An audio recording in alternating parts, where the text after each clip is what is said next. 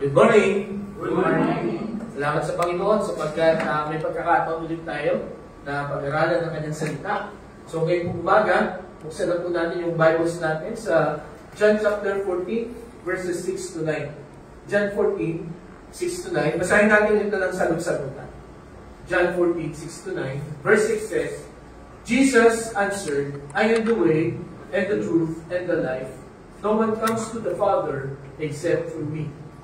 You will know my Father after. From now on, you do know him and have seen him. Philip said, Lord, show us the Father, and that will be enough for us. Jesus answered, Don't you know me, Philip, even after I have been among you such a long time? Anyone who has seen me has seen my Father. How can you say, Show us the Father? Palayan po ng Panginoon ang pagkabasa ng kanyang salita, tayo po'y manalangin. Panginoon, salamat po sa pagkakataon ulit na meron kami sa umagang ito para buksan at pag-aralan ang iyong salita. Amin po pinag-aaralan, Panginoon, ang mga bagay na tungkol sa Diyos. Panginoon, tunay po na very limited ang amin pong kaalaman para amin pong maunawaan ng buo kung sino ang Diyos, kung sino ang amin pong sinasamba. Panginoon, amin pong kinikilala ang kakulangan ng aming kaalaman. Kaya kami humihingi ng tulong sa inyo ngayong umaga. Tulungan mo kami na maunawaan, maintindihan, at kami maging mapagpasalamat sapagkat kami ay may Diyos na sinasamba. At ang Panginoon ay hindi niya pinagkait ang pagkakataon para ipahayag kung sino yung at ano siya sa amin, Panginoon. Kaya Lord, ang gusto mong ituro sa amin ngayong umaga, nawa ito ay aming matanggap. At tunay po na kami magpuring magpasalamat sapagkat meron kaming Diyos na kumakalinga sa amin. Sa aming pag-aaral, samahan na kami sa pagdatang bigdalangin namin sa pangalan ni Jesus. Amen. Ayon po sa survey, ayon po sa crossrivertherapy.com, ay bawat araw daw, meron tayong 3 bagong tao na nakikilala o nakikita. Simula nung tayo ay 5 years old. Okay? So, kwentahin po ninyo, since 5 years old hanggang ngayon, gaano na karami ang inyong mga na-meet na tao. Opo? At ayon po sa UN, sa United Nations, ang average lifespan daw ng mga Pilipino ay 71.79 years old. So pagpalagay na natin na 72 years old ang pinakamahabang buhay natin or average na buhay ng isang Pilipino. Okay? At ang sabi doon nga sa survey, simula nung 5 years old, doon ka magsisimula daw na makamit na 3 na bagong tao. So pagpalagay na natin na ikaw ay 67 years old. O ang isang tao ay 67 years old na mabubuhay dito sa lupa o isang Pilipino na may mamimit na tao, na 3 tao everyday. Okay? Ganito karami yung iyong mamimit in your lifetime. 73,365. Okay? So, yan ay isang average na Pilipino. Dami, no? Dami pala. So, ako po, na 50,000 na ako. Kasi ako ay mag-54 na. So, gano'n lang po karami pa ng aking namimit. Pero, ang sabi din po ng survey na ito, out of these 73,365 people na mamimit mo in your lifetime, meron ka lang 150 social relationships. Kumbaga, sa 150 people ka lang magkakaroon ng deeper relationship, no? Such as your family, no? Your close friends, at yung iba pa ng mga acquaintances. Okay? And out of these 150 social relationships, ang sabi po ng survey, meron ka lang daw 3 to 5 real friends. Pagka sinabing 3 to 5 real friends, ito daw yung tumatagal hanggang buhay ka. Sabi po nung nabasa kong survey na yun, meron lang daw 3 o 5 na simula nung ikaw ay high school hanggang ngayon ay friend ko pa rin. Tama? Diba? May mga close friends ka nung high school, pero ngayon parang hindi na kayo magkakilala. In fact, may best friend ako nung elementary. nung talagang magkasama kami parati. Pagdating ng high school, naging kaaway ko na. No, dahil sa babae. Pareho kami ng crush. Yung asawa ko ngayon. May away kami. Kasi nalansa. Anyway, pero ito po ang mga kapatid. Ito ang reality ng ating pong mga relationships. Ito ang reality ng mga tao na nakikilala natin everyday habang tayo po ay nabubuhay. At kumbaga, nakakalungkot na 3 to 5 real friends lang pala ang tumatagal. Di ba? So, dun sa kaibigan ko rin, no? Isa ka pala sa tumatagal na kaibigan niya. Ako, meron na akong isa na, bukod sa asawa ko, meron akong isa na best friend na kahit hindi kami magkita, no, for many years. Pag nagkita kami, parang walang nangyari. Parang very intact pa rin yung aming pong friendship. No? Mga kapatid, ngayon kung baga, yamang kakaunti lang talaga yung mga nagtatagal na kaibigan natin. Nais ko pong ipaalam sa inyo that there is a person that we should not forget or we must meet in our life. Hindi dapat ito natin kaligtaan, no, na kilalanin. No? Hindi dapat natin ito i-ignore o baliwalain, no, na kilalanin. At yan po ay walang iba, kundi ang ating pong Diyos. No? Ang ating pong Panginoon, no, at ang Diyos Ama. No, po, yan po ang number one, no, first person in the Godhead, katulad nung last week na pinag-aralan natin sa Trinity, no, God the Father. Sapagkat, kung babasahin po natin ang Biblia, nagpakilala ang Diyos as God the Father. Okay? So, ngayon po nga buwan na ito at sa mga susunod na buwan, meron po tayong spiritual tune-up. No? We will check our doctrines, our belief system, no? Kung ito ba ay mahigpit pa ang kapit, no? Or tayo ay unti-unti nang nadadaya. No? Sapagkat sa panahon ito, maraming mga katuruan na pagka hindi mo po sinuri at kung hindi mo alam kung ano ang iyong pinapaniwalaan, madadaya ka, no? Madadala ka nila. Magdududa ka sa iyong pinapaniwalaan sa oras. Kaya ang purpose po ng ating pag-aaral ay para humigpit pa, tumibay pa ang ating pong pananampalataya sa ating pong Panginoon. Nakita po natin, ang una na dapat nating malaman ay we need to check our direction. Ano ang purpose ng buhay natin? Bakit tayo nandito? Alam niyo ba? Inaalam niyo na ba? Next, since ang source ng ating pong information about God at ang ating pong pananampalataya ay ang Biblia, dapat strengthen po natin yung ating grip. No? Dahil nasa maraming mga nagtuturo na ang lahat ng kanilang tuturo sila ang tama, di ba? At napakagaling magpaliwanag.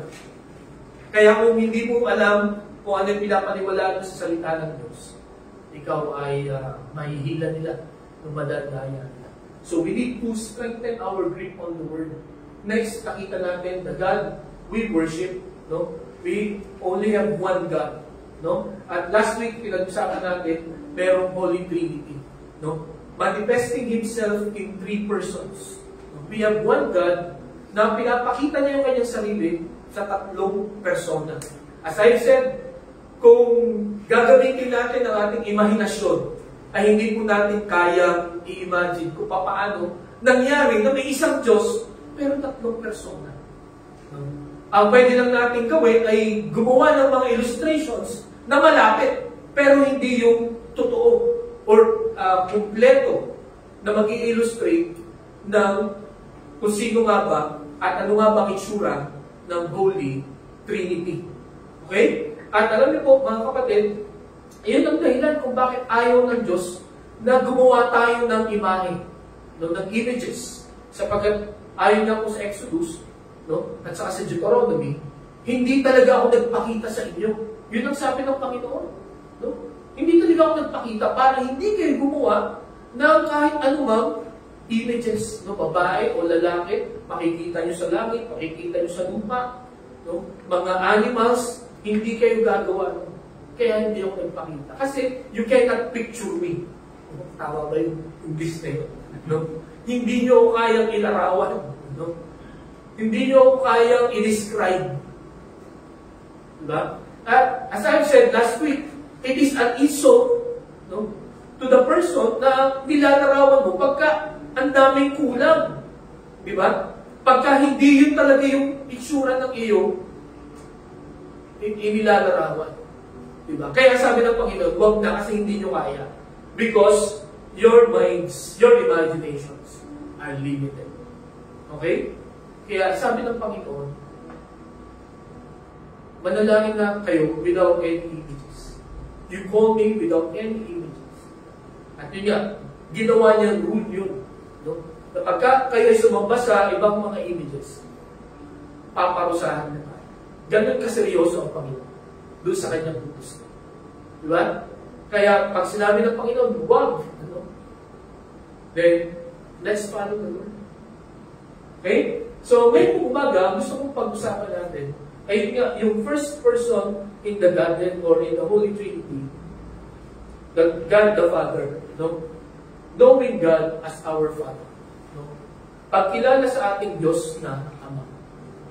Okay? Alam niyo, sabi ng isang preacher, sa dinami-dami ng titles and roles ng Panginoon sa Bible, this is the dearest, this is the most encouraging title of God. Our Father. Diba? Kung baga pagka sinabi mong our Father, nakaka-relate ka agad. Diba? Pagka sinabi mo ang Diyos ay makapangyarihan, no? omnipotent, omnipresent, no? Immutable, hindi mo yun ma-reach eh. Diba? Parang, ano yun? Makapangyarihan, alam lahat, hindi nagbabago. But yun ang characteristic ng Panginoon. Yun ang nature ng Panginoon. Pero pag sinabi mo, God is our Father, nakaka-relate yun. Parang there's something in your heart, no? Na parang naglalapit sa'yo sa Panginoon. That makes Him dear to you. Because God introduced Himself as a Father. And in fact, sa Trinity, ano?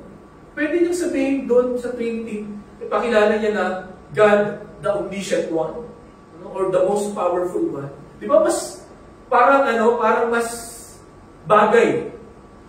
Kasi Diyos siya eh. So dapat gano'n ang title. Pero hindi lang ginawa niya ang title. Ginawa niya, God, the Father. So ngayon umaga mga kapatid, to be honest with you, hindi natin iintindihan ng buo, no? Kung paano naging Ama ang Diyos sa atin.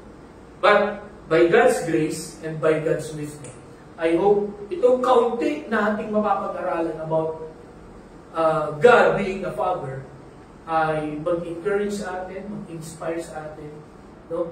At magpasalamat tayo sa Panginoon because He introduced Himself as a Father. So ngayon kung umaga, kung babalikan natin itong John chapter 14, ang panahon ito ay ito yung huling gabi ng Panginoon.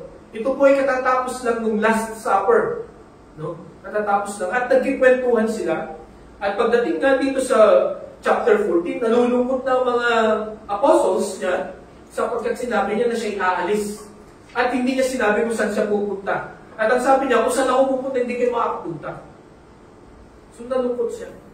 Nalungkot sila. Kaya binigyan niya siya ng encouragement. Binigyan ng Panginoon ng encouragement itong mga apostles na doon sa pupuntahan ko, no? Yun ay bahay ng aking Ama. Pupunta ako doon to prepare a place for you. At pagka nakapag-prepare na ako, babalik ako para huliin kayo. Upang kung nasan ako, nandun din kayo.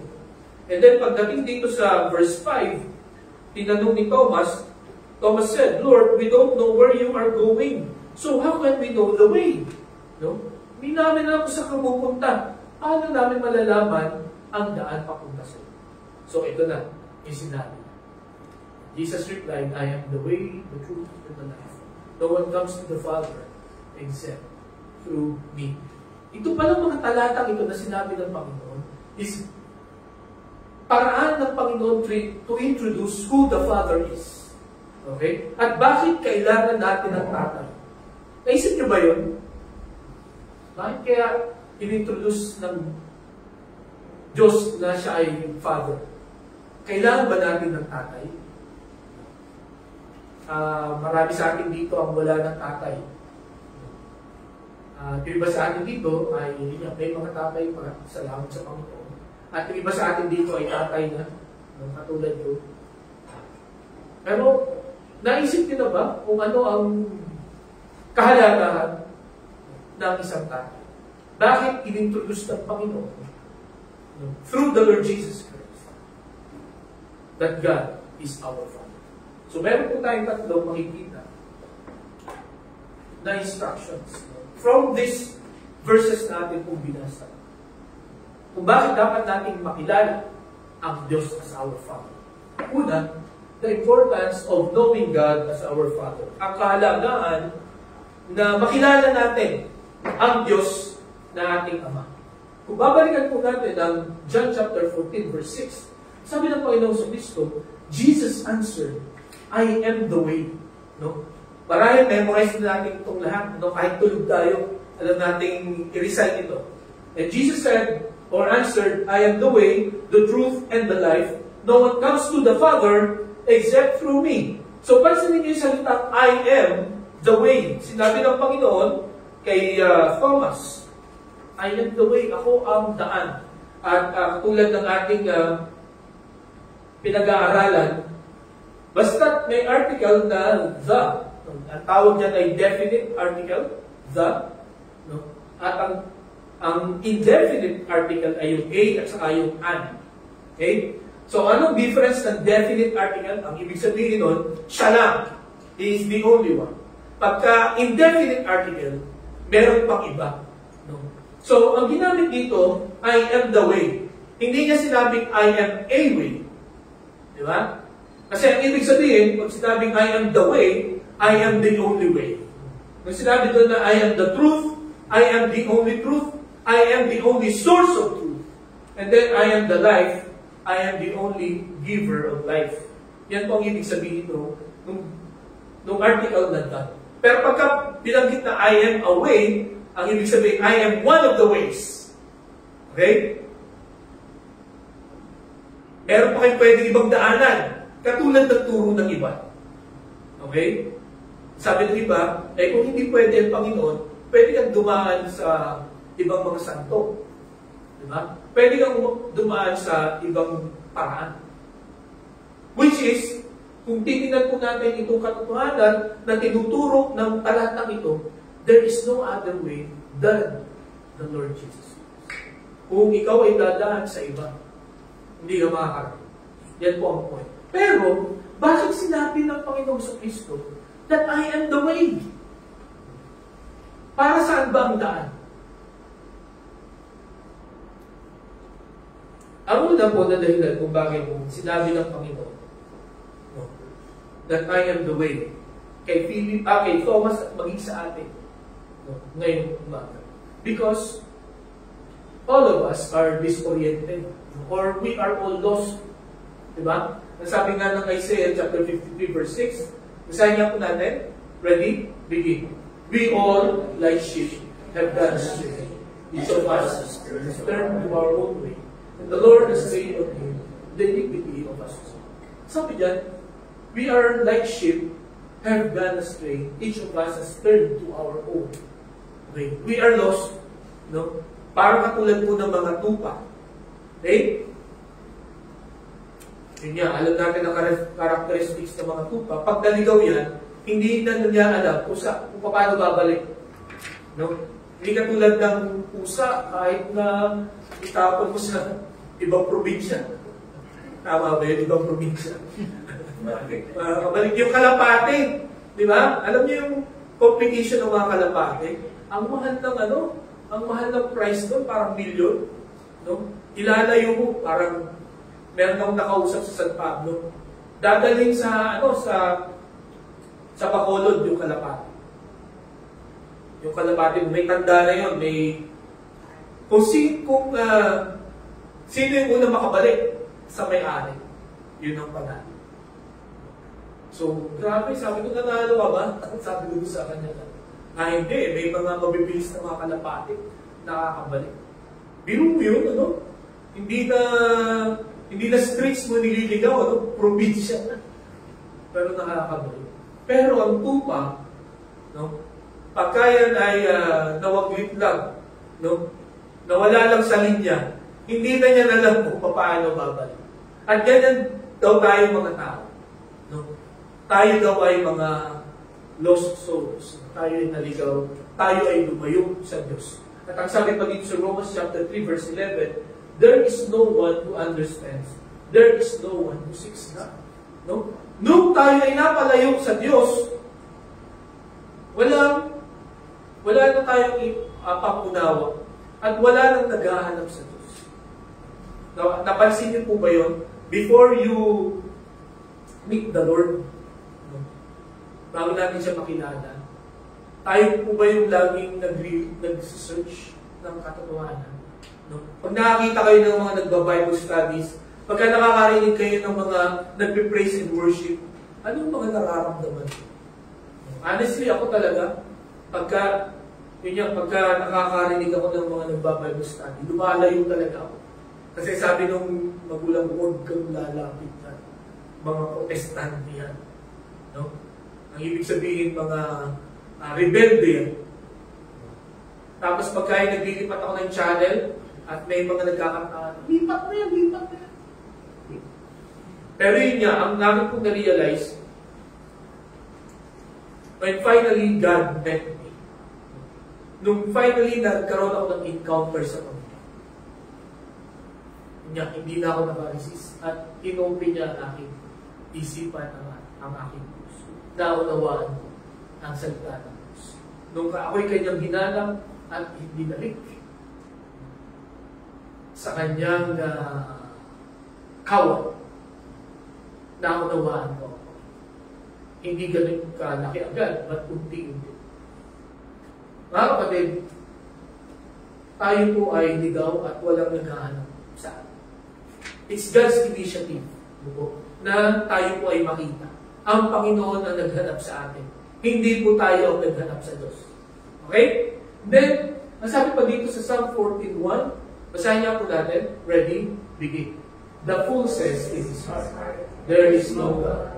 They are corrupt. Their deeds are vile. There is no one who does good. So ganito pala ang gawain ng isang tao na walang Diyos. Walang pinapaniwala ang Diyos. Ang sabi niya, they are corrupt. May masama lahat ng kanyang iniisip at ng kanyang ginagawa. At their deeds are vile. Ang ibig sabihin, walang kabuluhan ng kanilang mga pinaggagawa. At ang sabi ko doon, there is no one who does good. Mga kapatid, ngayong umaga, kahit na napakaganda ng ating intensyon, kahit na marami tayong natutulungan, no? Pero kung tayo ay hindi naniniwala may Diyos, lahat ng ginagawa natin, lahat ng mga accomplishments natin, mga kapatid, walang kwenta yun. Walang value, walang bearing. Kasi, sabi dito, the fool says in his heart, there is no God. Lahat ng kanyang ginagawa ay masama. Hindi po yan nakakalugod sa ating Panginoon. Bakit ganon? No? Bakit yung mabuti mong ginagawa ay hindi pa rin mabuti sa Panginoon kung wala kang Diyos? Alam niyo kung bakit? Ang tanging mo lang dahilan bakit mo ginagawa yun is for yourself. Para maging maganda ang tingin sa'yo ng mga tao. Para ikaw ay mataas. Para ikaw ang mapupurihin. Kasi sino ang pupurihin nila? Kanino mo sasabihin kailangan ng dapat ibigay ang papuri? Eh kung hindi ka naniniwala sa Diyos. Nakuha niyo po ako. It's either sa'yo or sa mga kagrupo mo, sa tao. Pero mga kapatid, tayo po ay nilikha ng Panginoon to praise God. To praise God. Na lahat po ng accomplishments natin ay dapat ibigay natin sa ating Panginoon. So dito po, no, ito po ang ating condition. We are lost. Ito po. Kaya po, sabi ng Panginoon, I am the way. No? Kung gusto niyo magkaroon ng direksyon, no? Kung gusto niyo malaman ang tamang daan, go to the Lord Jesus Christ. I am the way. And if you want to know the Father, there is only one way. It's through Jesus Christ. Hindi kay pastor, hindi sa religion mo makikilala si Kristo o ang Panginoong Diyos na kundi ang sa Panginoong Yesu Kristo. Wala na. Okay? So, yun po ang una na dahilan kung bakit sinabi ng Panginoon that I am the way. Because all of us are disoriented. We are all lost. Paano natin kailangan makilala ang Diyos kung tayo ay lost? Alam niyo po ba, based sa psychology, based sa studies, 70% ng mga nakukulong ay dahil sa walang tatay. Almost 60% ng teenage pregnancy is because of the absence of the father. Ang lahat ng gumagawa ng krimen, karamihan ay dahil sa walang authority sa bahay. Walang tatay. Di po ba? Kaya pag walang tatay, the children are lost. May nakuha niyo. If you do not know God as your Father, you are lost. We are lost. Walang mangyayari sa buhay. Kahit anong maisip natin na tama, mali pa rin. Because wala tayo. Kaya ganito kahalaga mga kapatid. Ang role ng mga tatay. Although tayo mga tatay dito sa lupa, we are not perfect. No? Talagang marami tayong mga pagkukulang. Marami tayong mga pagkakamali. No? But praise God because we have a perfect Father. And He introduced Himself to us. No? Through the Lord Jesus Christ. Kaya sinabi niya, I am the way to the Father. If you want to know the Father, go to the Lord Jesus. Okay? Pangalawa, makikita po natin, sabi niya, I am the way, the truth. Okay? The truth. Bakit sinabi ng Panginoon Kristo kay Thomas that I am the truth? No? At paano ito, bakit ito mahalaga sa pagkilala natin sa Panginoon, sa Diyos bilang Ama?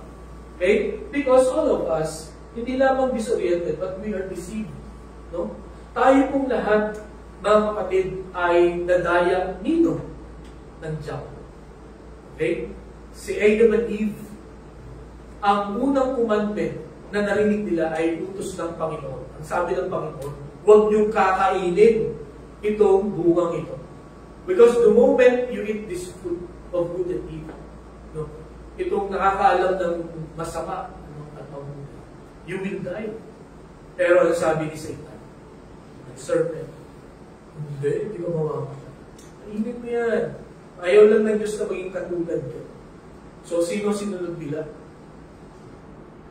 Si Satan. They were deceived. And sadly, hanggang ngayon, tayo pa rin po ay nadadaya. Why? Because we do not know the truth.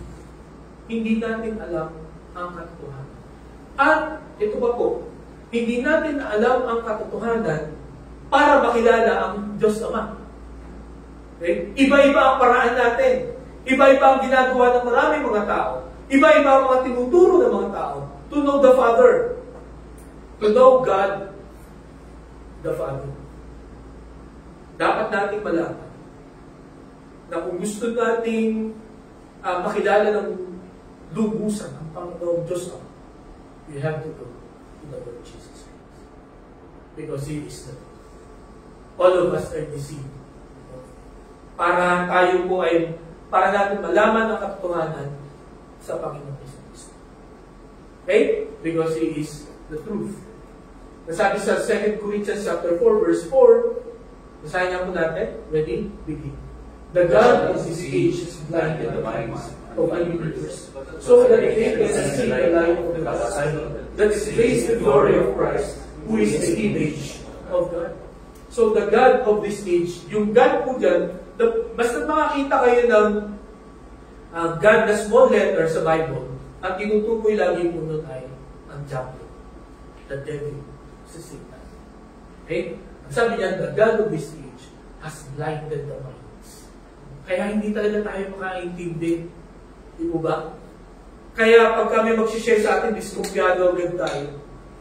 Kaya hindi tayo ganun kasigasig mag-aaral ang salita ng Panginoon. Kaya madalas natin nakakalimutan or kinakalimutan ang pag-aaral ng salita ng Panginoon. Because the devil keeps on blinding us, deceiving us. At sabi ko po sa Titus chapter 4 verse 1, the Spirit clearly says that in later times, some will abandon the faith and follow deceiving spirits and things taught by demons. In later times, sa huling panahon, maraming mga nasa katotohanan ang madadaya. That's why we need to strengthen our grip on the Word. Ito po mga pinag-aaralan po natin. Kung meron kayong duda, magtanong tayo.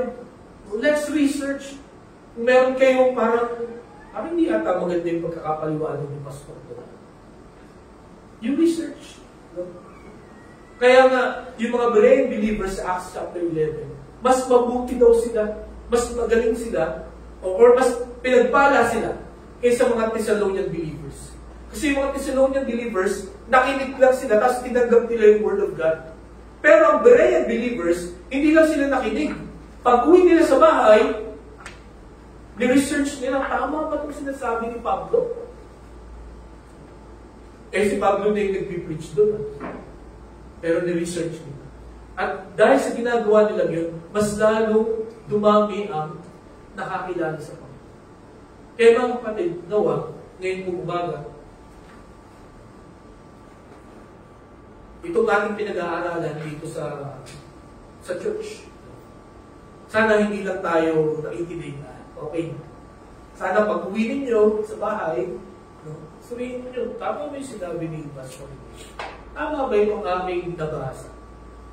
Kasi that's the only way para maging matibay po pananampalataya natin at hindi tayo madaya. At yan din po ang tanging paraan para mas makilala pa natin ang Diyos bilang Ama natin. Diba ba? So, ito po ang mga talata na dahilan kung bakit sinabi ng Panginoon, I am the truth. No? Ako ang katotohanan.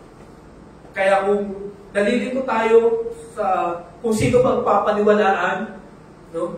Dahil sa dami ng magagaling magturo, hindi lang sa maraming nagtuturo, kundi magagaling. No? Yun yung pagka hindi mo talaga alam yung pinapaniwalaan mo, dadala ka talaga. Papapa, oo nga, no? Tama ka nga doon. Pagka nagkaganon ang isip mo, huli ka na.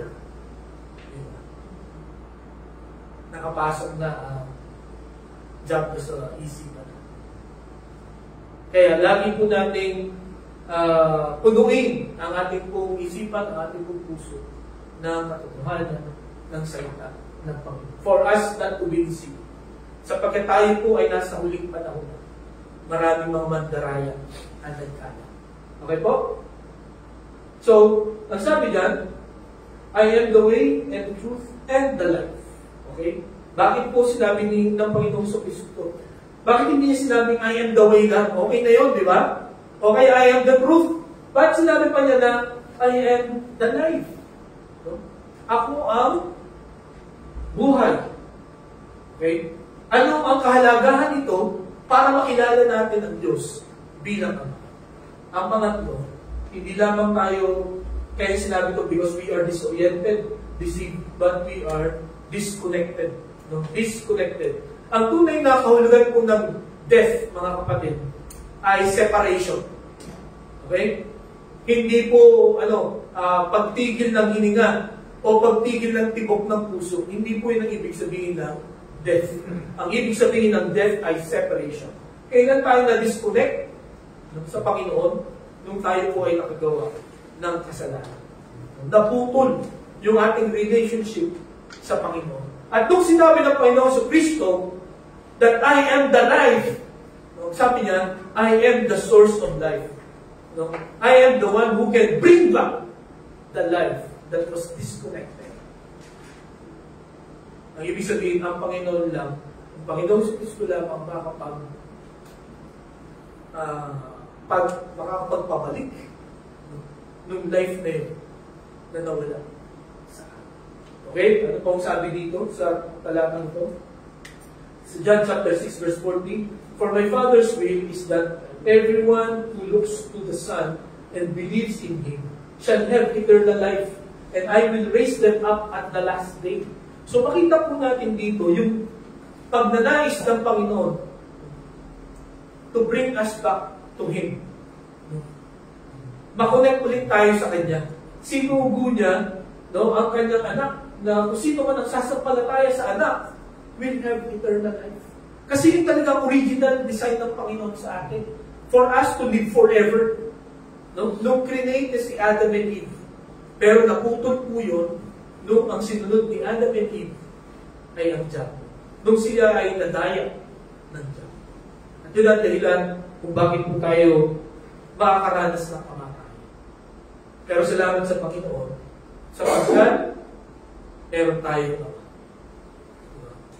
We have the Father na gusto niya na ma-reconnect tayo. Kasi when He introduced Himself as God the Father, ang ibig sabihin nun, relationship. Di ba? Hindi mo pwedeng tawaging tatay ang walang relasyon sa'yo. Natatawa ko sa tatay ko nung inihatid minsan nung pastor namin, yung ate ko. Yung tatay ko ay hindi pa umaten sa church. No? Nasabi nung youth pastor namin, "Tatay! Tatay, alam ba yung pangalan ng tatay ko? Tatay, alam, nandito na po itong inyong anak." Sabi ng tatay ko, "Bakit tinatawag na akong tatay? Hindi ko naman yan anak." Diba? Diba kakabahan na ako? May tumawag sa'yo, "Daddy." Ba, naglalakad kayo sa mall? Mas may tumawag sa'yo, "Daddy!" Diba? Kakabahan lalo na kung hindi mo anak yun. Diba? Kasi ang tinatawag ko lang na daddy or father, ay may relasyon ka. Diba? So dito mga kapatid, gusto ng Panginoon na magkaroon tayo ng relationship again with Him. No? Kaya sinubo niya ang Panginoon sa Kristo. Para kung sino man nagsasampalataya sa Kanya, nagkakaroon ng buhay na wala hanggan. Ang sabi ko sa John 17:3, "Now this is eternal life, that they know you, the only true God, and Jesus Christ, whom you have sent." So makita natin dito, ilan lang ito sa mga talata na magpapakita yung kagustuhan ng Panginoon. Na yung disconnection natin ay bumalik. Parang kuryente lang. Pag na-disconnect na, anong gagawin mo? Kailangan magbayad. Para ma-reconnect ulit. Ang nagbayad po ng utang natin ay ang Panginoon Jesus. Diba? And because of that, if we will believe sa lahat ng ginawa ng Panginoon Jesus, we will be reconnected to the Father. Kaya, ang sabi niya, "I am the light." Okay? So, ito po ang makikita natin na tatlong kahalagahan kung bakit kailangan natin ng tatay. Kung bakit dapat natin makilala ang Panginoong Diyos na ating Ama. Because without Him, without the Father, all of us are disoriented, deceived, and disconnected. Walang mangyayari sa buhay natin. Wala tayong pag-asa, lahat po tayo ay mababa. Salamat sa Panginoon. Sapagkat sa kabila ng hindi tayo marapat dapat bigyan ng pansin, attention. No? Because He is the Father. He introduced Himself as Father. Meron tayong pag-asa. Salamat sa Diyos sapagkat ang tatay na, ang Diyos na tatay, na hindi katulad na natin, ako na tatay, at yung mga kilala nating o yung mga tatay natin, na hindi perfect. Praise God because we have a perfect Father na inintroduce ng Panginoon Jesus. Kung sakaling hindi mo man makilala or wala na ang iyong tatay sa mundo ito, may assurance po tayo na we have a Father who will always be there forever. Lagi nandyan. Mga kalinga, no? Lagi nandyan hanggang tumulong na hindi tayo iiwan. Salamat sa Panginoon. Meron tayo ganun. Okay? So, nakita natin yung kahalagahan. Ang pangalawa, the instrument of knowing or for knowing God as the Father. So, sino ang ginamit, no, para i-introduce ang Ama sa atin? So, obvious na ating binasa. Sabi dito, sa verse 7, if you really know me, you will know my Father as well. Okay? Kung kilala mo daw ang Panginoong Jesucristo, you will know the Father as well. And then, sabi po ni Philip, Lord, show us the Father, and that will be enough for us. And then sabi ng Panginoong Jesucristo sa verse 9, don't you know me, Philip, even after I have been among you such a long time? Anyone who has seen me has seen the Father. How can you say, show us the Father? Ang tagal na natin magkakasama. 3 years, no? 24/7 magkakasama tayo. Tapos sabihin mo sa akin, pakita ka ba? Bakit hindi mo ba siya kilala? Hindi mo ba ako kilala? Kung sino yung nakakita sa akin, ay nakakita na rin sa Ama. Hindi ibig sabihin na ang Ama at siya, ang anak, ay isang tao lang or isang persona lang. Magkaiba. Pero ang punto dito ng Panginoong Jesucristo ay represent the Father. Kung paano ako relationship sa inyo. Paano ako magsalita? Ganun ang Diyos. Kung paano ako makitungo sa inyo. Ganun ang Diyos. Okay? Kaya sabi niya, tagal na natin magkakasama kasi hindi mo pakilala ang Panginoon. Ngayon umaga mga kapatid, gaano na tayo katagal na mga mana ng pananayon? Gaano na tayo katagal na nag-aaral ng salita ng Diyos? Gaano na tayo katagal na sumusunod sa Panginoong Jesucristo? Ito pa rin kaya ang ating tanong o request sa Panginoong Jesucristo. Show us the Father. Hindi, at ito pa rin kaya magiging reaction ng Panginoon. Ang tagal mo ng Christian na. Ang tagal mo nang nag-aaral ng Bible. Hindi mo pa rin kilala ang Father. At meron akong gusto mong makita natin dito. Anyone who has seen me has seen the Father. Naku, paano yan? No? Hindi talaga natin makikilala ang Father. Kasi sabi ng Panginoon Jesucristo, kung sino nakakita sa akin, no, personally, ang nakakita sa Ama. So tayo, imposible tayo na makilala ka kasi hindi naman natin nakita ang si Jesus Christ. Diba? Kaya nga yung iba, gumagawa talaga sila ng images of the Lord. Diba? Kaya nga, yung mga images na yun ay product ng imagination. Wala talaga nakakita kung ano talaga itsura at walang nakapag-drawing kung ano talaga yung eksaktong mukha ng Panginoong Jesucristo. At dito, ang gusto mong makita, sabihin dito ng Panginoong Jesus kay Philip, ay hindi yung mukha, kundi yung pagkatao, no?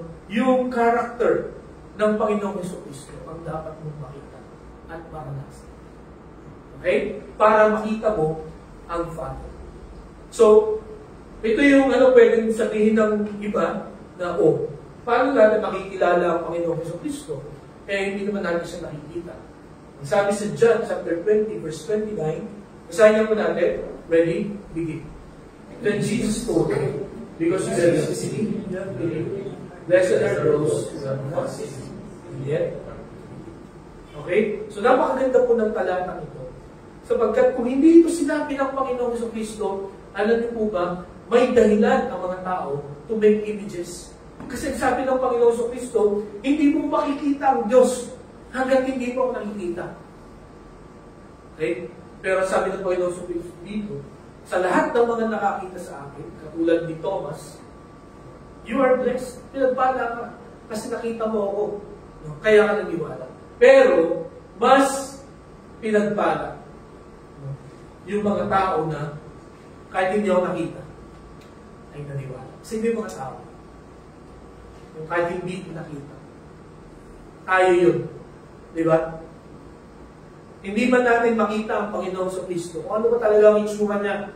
Kung talaga bang meron siyang candle finger or fingers, di ba pag nakikita niyo yung mga larawan, talagang ganda ng ano, no? Mga fingers. Totoo bang yung corona niya, 3 patak lang ng dugo, yung pumatak doon?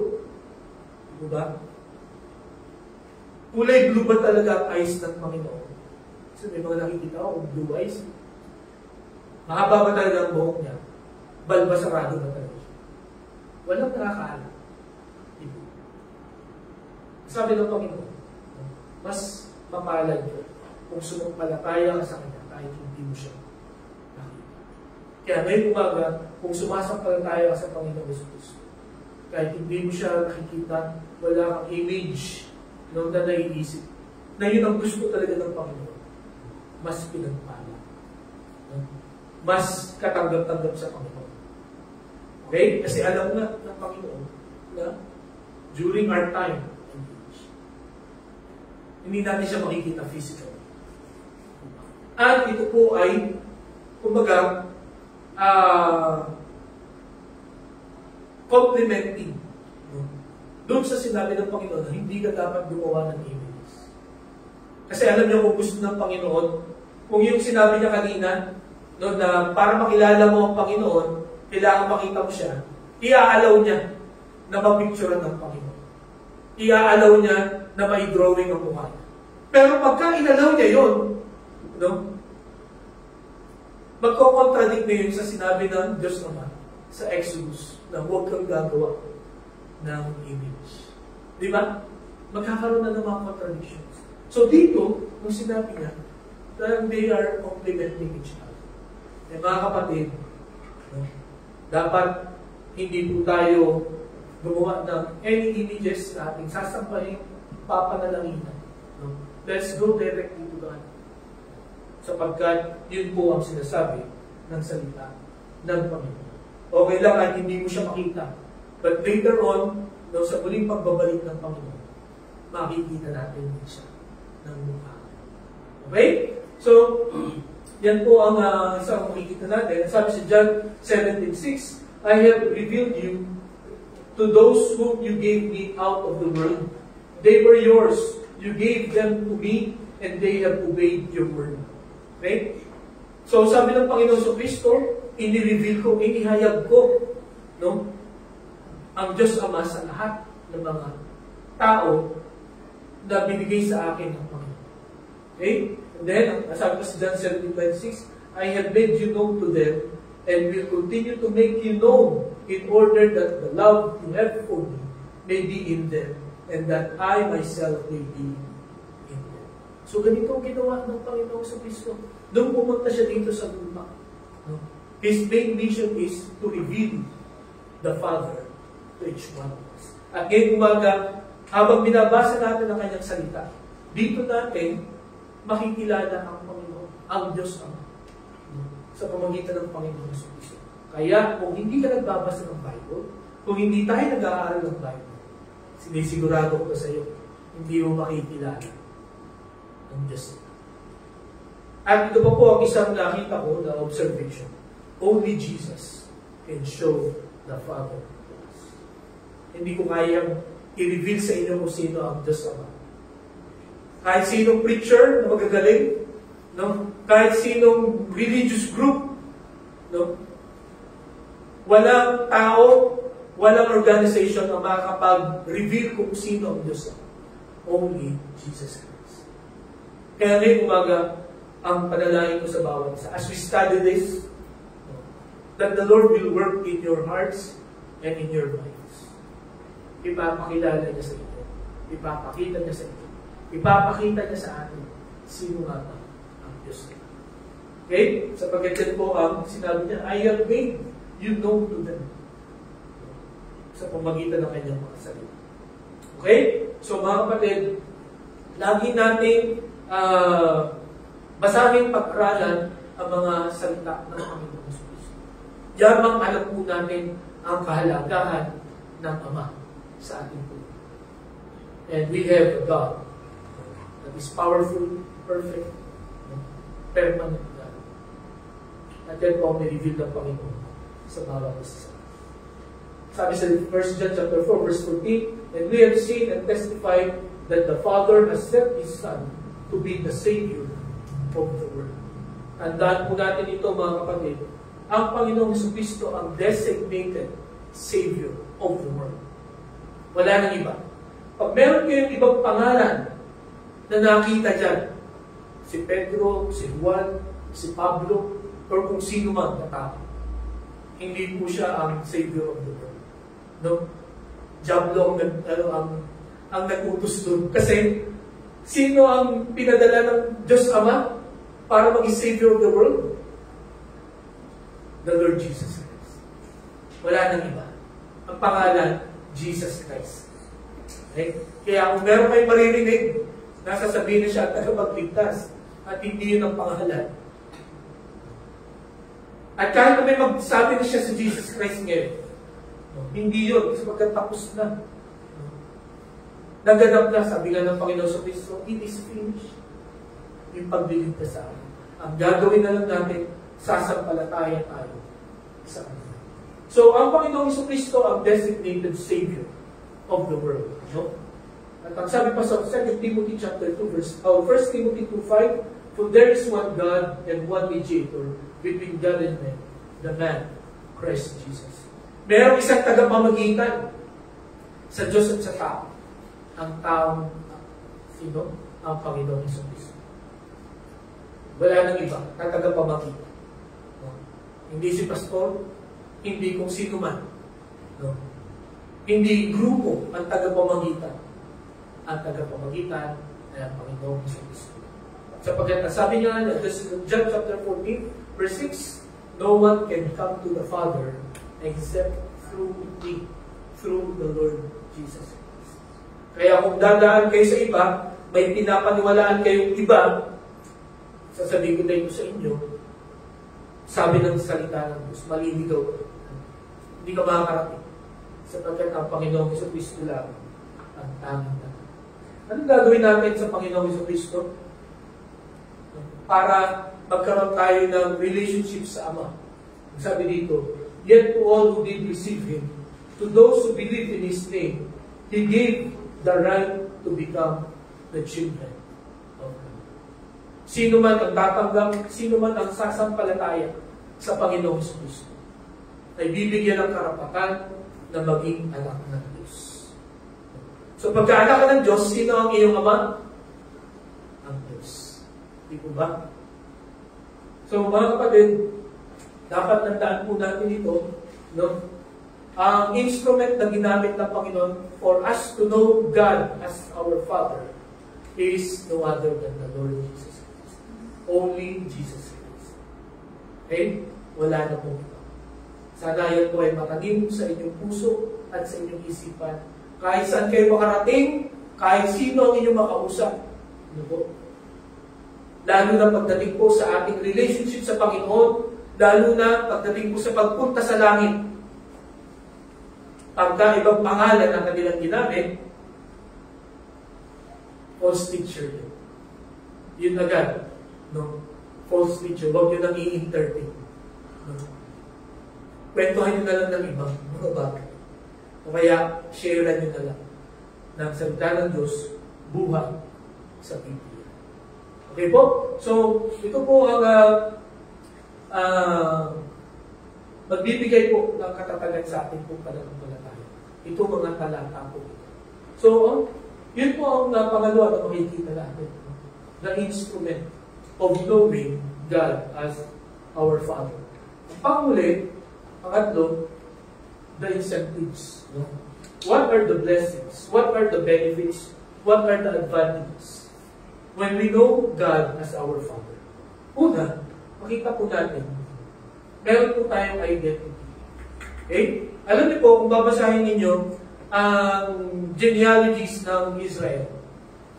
Di ba kung kapasin nyo? The father of this, the father of this, the father of this. Kumbaga, pagkakilala sa inyo, no, ay naayon sa kung sino ang tatay mo. Okay?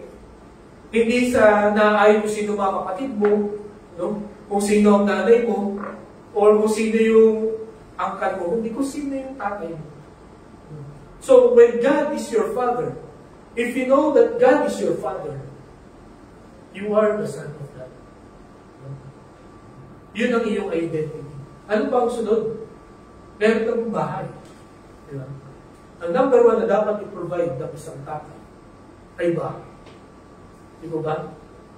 Dapat may bahay. Yun lang ang yun lang ang kailangan dapat pagsumikapan ng mga tatay. Pero, salamat sa Panginoon dahil ang Panginoon, siya talaga ang makapag-provide ng tunay, maayos na tahanan sa akin. Sapagkat, because we fathers are imperfect, sigurado yung tahanan na mapuproduce natin is also imperfect. Maraming mga palpak, maraming mga weaknesses. Salamat sa Panginoon because we have a perfect Father who can provide perfect home to each one of us. Okay? And then, security. Okay? Ang dahilan kung bakit nga maraming mga, lalo na mga teenagers, no, ang mga tawag dito, mga nagwawala, kasi walang authority sa bahay.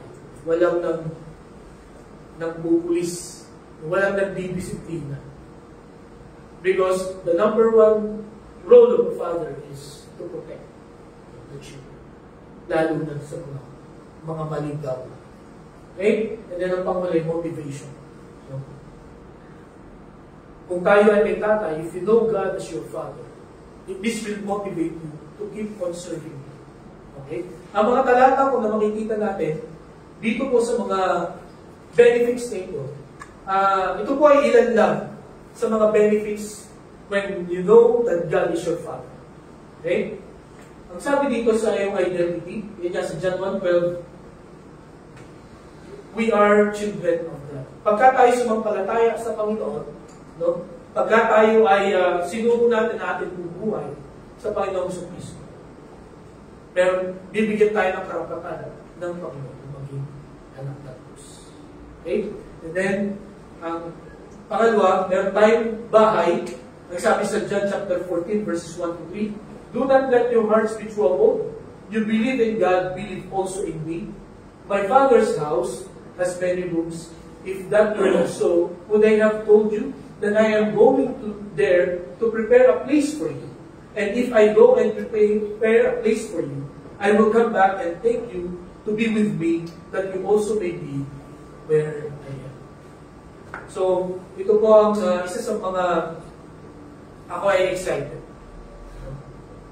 Pagka pumunta na ako doon sa tunay na bahay, doon sa langit. Sapagkat tinanggap ko si Jesus bilang sarili na pagkakas. Nakapromise ng Panginoon, if you believe in God and believe also in me, I will prepare a place for you. Pagkatapos na yun, babalik ako dito. So, meron pa siguro mga tao na hindi pa tumatanggap sa Panginoon. Kaya hindi pa bumabalik ang Panginoon. Sapagkat sa bawat tatanggap, no? Bawat manunumbalik, bawat sasampalataya sa Panginoon sa Kristo, He will prepare a place for that person. Kaya ngayong umaga, kung tinanggap mo si Jesus bilang sa iyong tagapagligtas, may bahay na. And what excites me is, ano kaya yung sure? Gaano kaya ang kaganda yun? Alam niyo po, almost every day, pag tumitingin ako sa Facebook, lagi may nagpa-flash doon na dream vacation, dream house. No? At meron pa din na nag-aalok na sa 120 square meters, makakapagpatayo ka ng ganito kaganda na bahay. No? So may mga, anong tinatawag doon yung AutoCAD doon? Yung pwede kang pumasok doon sa bahay. At nakakabangha. At sa isang tao na laging lumilipat, no? Laging umuupa, nakaka-ingit yun. Parang, sana mapatayo mo rin yung aking dream house. Siguro lahat tayo merong iniisip na dream house, di ba? Naalala ko si Richard Gomez. Siya ang una kong naringgan na nagpatayo ng dream house niya. Hindi ko alam kung saan ba na. No? Pero, nung pinakita niya yung kanyang dream house, sabi ko, wow, napakaganda nga ito. Naisip ko rin yun, sabi ko, sana makapagpatayo din ako ng aking dream house. Pero, nung mabasa ko ito, hindi pala ako magtatayo ng dream house. It's the Lord Jesus Christ. At palagay ko, yung bahay na yun is beyond our imagination. And that's what excites me. Sabi nga ng isang pastor, 80 years old na siya. Sabi niya doon sa asawa niya, uy, pagka namatay ako, kung sakaling lalagyan mo ako ng lapida, pwede ba ang ilagay mo sa lapida ko ay God room? Umuwi na ako sa bahay ko. And that is the truth. Pagka tayo po ay kinuha na ng Panginoon, ibig sabihin, umuwi na tayo sa ating mga tahanan. Then maganda yung nakalagay na anong tawag ito? Magandang ilagay sa lapida, home at last. Or I'm home. Magugulat siguro yung yung mga traffic. Puntod. Bakit gano'n na nakalagay doon? Opportunity to share the gospel. Nagpunta na siya sa lahat. Okay? So, dito po mga kapatid, meron tayong tahanan. At itong tahanan ito ay libre. Okay? Yung dream house ni Richard Gomez ay inabot yata ng almost 100 million. Sabi ko kahit 100,000 wala ako eh. Yung 100 million. At yung 100 billion, ngayon sa Maynila, parang lupa lang yun. Di ba? Or, ano lang na bahay, hindi ganun talaga kaganda. Pero mga kapatid, itong bahay na ibibigay ng ating Ama through the Lord Jesus Christ. It is free. Mapapasayo lang ito pagka tinanggap mo si Jesus bilang sarili ko. Okay? So, salamat sa Diyos sa benefits of knowing God as our Father. He will really provide for all our needs. And then, makita natin yung security natin. Sabi sa John chapter 10, verse 29. Basahin nga po natin. Ready? Begin. My Father, who has given them to me, is greater than all. No one can snatch them out of my Father's name. Grabe protection.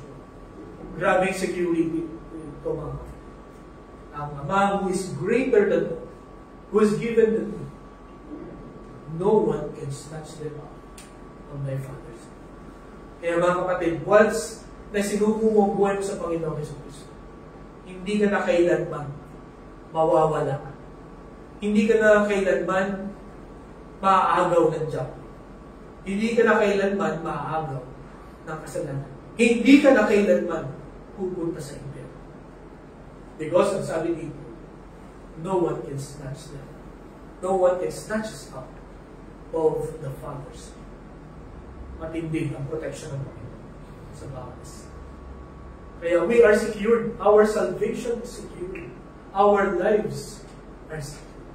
Kaya nga ang paghuli, yamang meron tayo ng identity, meron na tayong tahanan, meron tayong security.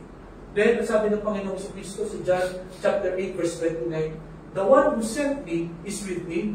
He has not left me alone, for I always do what pleases Him.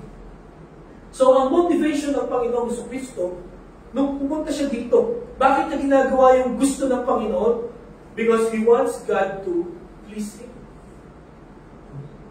Gusto niya na i-please ang Panginoon sa lahat ng kanyang ginagawa. Okay? Kaya niya sinusunod ng Panginoon ang Diyos Ama sapagkat gusto niya na bigyan ng kasiyahan ang Diyos. Mga kapatid ngayon umaga, ang sabi ng isang pastor, ito daw ang nawawala sa ating pong paglilingkod sa Panginoon. To please the Father. Bakit ka magsusong lead? Bakit ka mag-preach? Bakit ka pupunta sa church? Bakit ka magbibigay ng offering? Is it to impress people? No. Sometimes gano'n eh. Nakakahiya. No? Or sinabi kasi ni pastor. Or ako, sasabunin ako ng pastor pagka hindi ko ito ginawa. Mga kapatid, ang lahat ng gagawin natin is to please the Father. Sapagkat sa 33 years ng Panginoong Kristo dito sa lupa, kaya niya ginawa yung kanyang mission. No? Is to please the Father. At alam po ninyo mga kapatid, ma-realize natin at ma-experience natin ang real fulfillment, real joy of doing things when we do it to please the Father. Mawawala yung reklamo natin, yung galing natin, yung inggit natin. Kung ginagawa ko ito to please the Father. So ano ba yung mga bagay sa umagang ito ang nagpapahirap sa atin? Yung mga bagay na ginagawa natin na parang, tama ba itong desisyon? Tama ba itong ginagawa ko? Bakit ba ako nagpapakahirap sa ginagawa ko? Di ba? Naalala ko po nung nag-desisyon akong pumasok sa Bible School. Sapagkat sabi ko, yun ang sabi ng Panginoon eh. Magpastor ako, kaya pupunta ako. Nung nahihirapan ako, no? Nung napapalaban ako sa Greek, no? Kasi noon, pagka hindi ka nakagawa ng assignment, ang term sa amin ay kakatayin ka ng teacher. Talagang patatayuin ka, at hindi ka papaupuin hanggang hindi mo nasasagot yung tanong. No? At ang gagawin pa ng teacher mo, ganito, nasa ng sagot, baka nasa ilalim ng upuan. Yung mo mahanapin mo sa ilalim ng upuan. Ganun siya. Tapos, kung ikaw ay, parang natutulala, siya ang pupunta, lalapitan niya talaga yung upuan mo at titignan sa ilalim kung may sagot ka. Kaya, may stress ka talaga. Kaya meron akong isang kaklase na himatay siya. Sa hiya. Dahil hindi siya nakagawa ng assignment. Pagka mga ganong mga sitwasyon, minsan na yung mapaisip, tama ba itong pinasok? Tama ba na sinunod ko ang kalooban ng Diyos? Pero alam nyo, every time na nababasa ko itong John chapter 8 verse 20, mas mahirap ang naranasan ng Panginoon sa Kristo. He has all the reasons to quit. At hindi ko alam kung, halimbawa sinabi niya, okay Lord, nung last night, sinabi niya na, Lord, mag-quit na ako. Gamitan ko na lang ng magic ito. Hindi ko alam ano magiging reaction ng Father. Although pwede niyang gawin yun. Diba? Padaliin ang lahat. Pero yun ang plano ng Diyos eh. Ganong proseso, ganong daan ka dapat dumaan. Kailangan mamatay ang Panginoong Jesus. That's the plan. At yun nga, ginawa yun ng Panginoon. Ginawa ng Panginoong Jesus to please the Father. Ngayong umaga mga kapatid, nawa, itong pagkilala natin sa Panginoong Jesus, sa Diyos naman, sa pamagitan ng Panginoon Jesus. This will give us new motivation to do things. Sabihin nyo lang, I'm doing this to please the Father. At hindi nyo namamalaya, matatapos nyo na. Or tapos na. At yung real fulfillment na natapos na isang bagay because you want to please the Father, ay talagang wala tayong pagsisigla ng ating pong kagalakan, kasiyahan. At hindi matatapos ang ating pong pagsasenta ng pasasalamat sa ating buhay. Kaya nawa itong 4 na advantages or 4 na incentives when you know God as your Father. Nawa ito ay ma-experience natin, maging totoo sa ating buhay. Ngayong umaga, nakita natin 3 instructions. Bakit kailangan natin makilala? Why do we need to know God as our Father? Nakita natin yung importance nito. Maliligaw talaga tayo ng landas. Masisira ang buhay natin if we do not have the Father. ang Diyos. No? Ang Diyos Ama. At ang instrument na ginamit para makilala natin, yun ay walang iba, kundi ang Panginoong Kristo. At ito, no? Wala kang gastos dito sa pagkilala sa Panginoong Kristo. O sa pagkilala sa Diyos. Pero meron kang blessing na matalo. Nakakabilib. Nakakabangga. At nawawala tayong ibang pwedeng gawin, kundi magtapat sa Panginoon, no? Purihin siya, pasalamatan siya. At gawin natin ang lahat ng mga bagay to please the Father. Tayo po lang ay naman. Panginoon, salamat po sapagkat sa payak naming pagkaunawa ay pinakita mo kung sino ang Ama sa buhay mo na, kung gaano siya kahalaga. Salamat po sapagkat ang tangi lamang pwedeng magpakilala ng Diyos Ama sa bawat isa sa amin ay ang Diyos Ama, ang Panginoong Hesus. Salamat po, Panginoon, sapagkat sa aming pagkakilala sa Diyos Ama, napakaraming mga bagay at pakinabang na kami po ay natatanggap. At tunay po na mga pakinabang na ito ay napakahalaga. Na kung wala ang mga ito, walang mangyayari sa ating buhay. Kaya Panginoon, ang dalayan ko po sa umaga ito, after studying these words, Panginoon, huwag kaming mapagod, huwag kaming makalimot na patuloy na kilalanin pa ang Diyos Ama sa pamamagitan ng Panginoong Hesus. Salamat po sa technology. Salamat po sapagkat hindi na kasing hirap noon ang aming pag-aaral ng salita ng Diyos ngayon. Napakarami ng mga tulong para mas maunawaan namin. Tulungan mo lang kami na maging willing, maging committed sa aming pong paggawa mo. And Lord, nawa ay gawin namin ang lahat ng mga bagay to please the Lord, to please the Father. Nawa, Panginoon, mga katotohanan ito ay matanim at lumago, mamunga ng marami sa amin. Sa pagdatang ito ay aming panalangin sa pangalan ni Jesus. Amen.